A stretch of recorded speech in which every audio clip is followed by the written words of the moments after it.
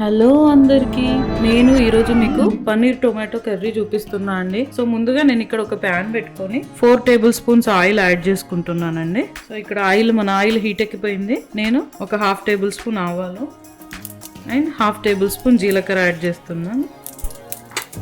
So అవి చిటపటలు ఆడుతున్నాయి కదండి. ఇప్పుడు అందులోనే నేను ఇక్కడ ఒక 6 పచ్చిమిర్చి అండ్ ఒక ఆనియన్ కట్ చేసుకున్నాను. అండ్ ఇవి కూడా యాడ్ చేసి మన ఆనియన్ కొంచెం మంచిగా రోస్ట్ అయ్యేంత వరకు వేపుకోవాలండి. మీకు ఇంకొక విషయం చెప్పాలా ఏంటంటే, ఇప్పుడు మనము ఆనియన్ వేయకుండా ఓన్లీ పచ్చిమిర్చి వేస్తే మనకు చిట్లుతుందండి.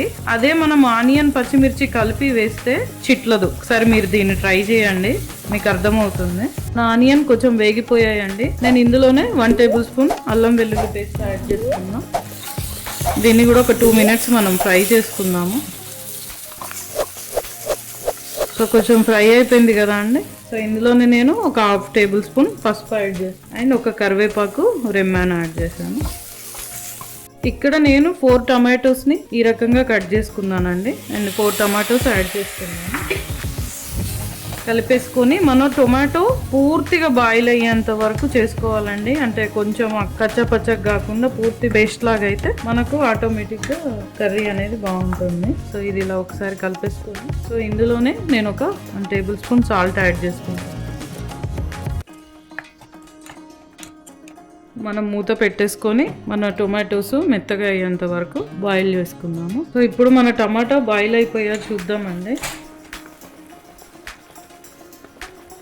చూడండి, ఆల్మోస్ట్ బాయిల్ అయిపోయాయి. ఇప్పుడు నేను పన్నీర్ యాడ్ చేస్తున్నాను. ఇక్కడ నేను 200 గ్రామ్ పన్నీర్ని ఇలా క్యూబ్స్ లాగా కట్ చేసుకున్నానండి. నేను వీటిని ముందుగా ఏం రోస్ట్ చేయలేదు. మీకు కావాలంటే రోస్ట్ కూడా చేసి వేసుకోవచ్చు.